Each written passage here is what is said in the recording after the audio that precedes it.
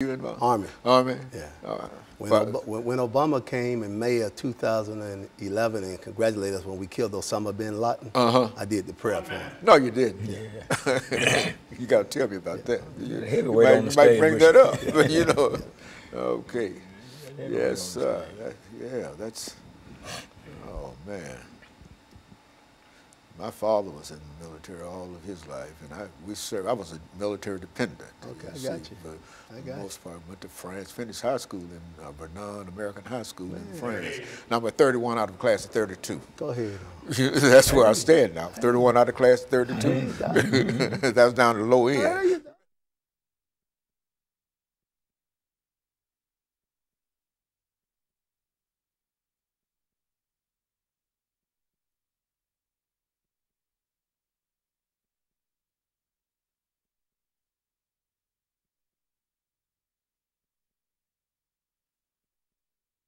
Thank you and welcome back to the second segment of the show this morning. We're talking to Pastor Walker and Bishop Miller in reference to women involved in the ministry. And Pastor Walker, let's start off this segment by having you to give us some information in reference to the topic itself, women involved in ministry. And then we'll allow Bishop Miller to talk about his book and some of the things and reflect in a real sense upon females involved in the ministry. Well, Dr. Haney, this is some subject matter that I can really relate to because I've been exposed to women in ministry ever since I was a child.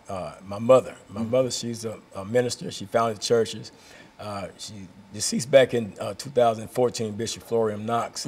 But she founded churches. The church still stands in existence right now. My brother pastors the Universal Christian Holiness Church.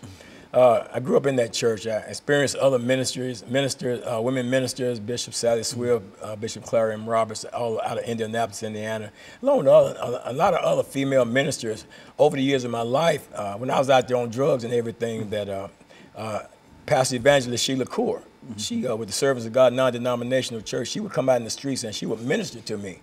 And that's when my mother planted the seed. She came along and she watered it. And it was during that period of time back in 1986 that God called me out of active drug addiction into the gospel ministry. And it was through the workings of these godly women and stuff that reached out to me and stuff like that and planted. As a matter of fact, in 1990 or 1992, I can't remember exactly now. But I was ordained. I was ordained in Indianapolis, Indiana, up under the pastorate of Bishop Clara M. Roberts up in Indianapolis.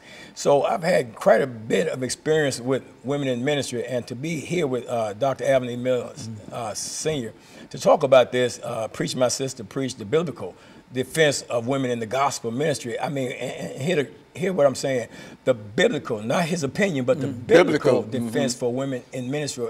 The reason he can take it to the Bible and show that. But that's my experience that I've had with women in ministry. So I'm one that you can't come to me and talk to me about what a woman cannot do, and you can't use the traditional stuff like God can cause a donkey. To me, that sounds disrespectful. You know, to speak, you can use whoever.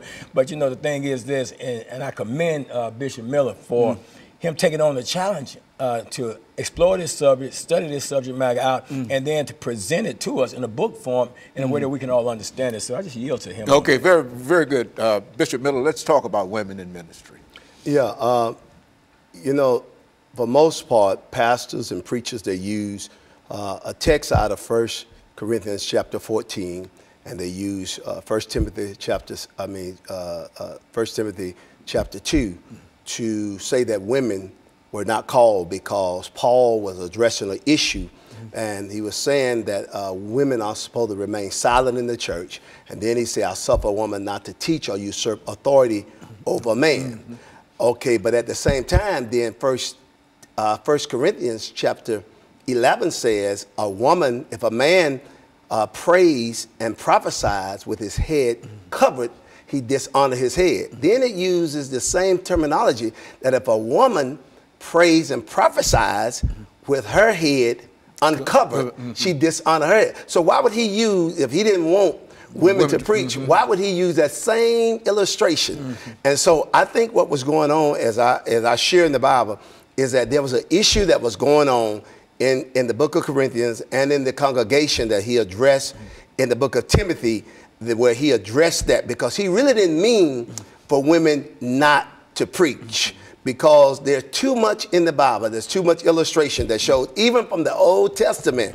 If you would look at 2 Kings and 2 Chronicle, where there was a woman, a prophetess by the name of Huldah, Huldah, where King Josiah were renovating the temple, and King Josiah, no one could interpret the writings. They ran across the book of the law, and no one could interpret that. And so King Josiah had enough wisdom and say, there's a woman, prophetess by the name of Huldah.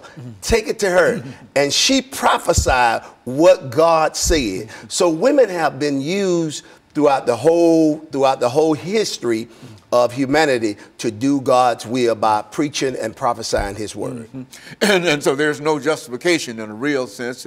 Even the Bible indicates that women ought to be able to participate and to preach the gospel. Is that what? Yes, sir. I tell you what, you take Luke chapter 2, when they were preparing Jesus for, present Jesus, where he was had to go in for the circumcision. There was a woman in the temple by the name of Anna. And this woman, Anna, the Bible said that she would preach pretty much to anybody who would listen about Jesus Christ. And so here, this woman, Anna, she served in the temple. As a matter of fact, her husband died, and she served in the temple after the death of her husband. And so here is the word prophesy, the word preach means to proclaim. Laleo in the Greek means to foretell, means under the unction of the Holy Spirit. And the same thing that happened on the day of Pentecost. There were women in the upper room. When the Holy Spirit fell on the men, it just didn't fall on the men, it fell on the women. And so they spoke in tongue, they prophesied just like the men. And so there is enough evidence in the Bible to prove that God did call women to preach the gospel. Traditionally, men have distorted that and have somewhat said in many churches that women should not preach the gospel, simply because I think that a lot of men are threatened by the gift that women bring to the table. As a matter of fact, Pastor, you talked about your conversion. I think you mentioned a woman that all of us know quite well, and she had played a very significant influence in terms of your ministry, did she not? Oh, absolutely. I'm talking, speaking in terms of Pastor Evangelist Sheila Court Time. She came out in the streets and she ministered to me back in the mid-'80s. And I was out running wild in my drug addiction, and I was doing all kind of things. And what she did, she actually came out, she reached out to me.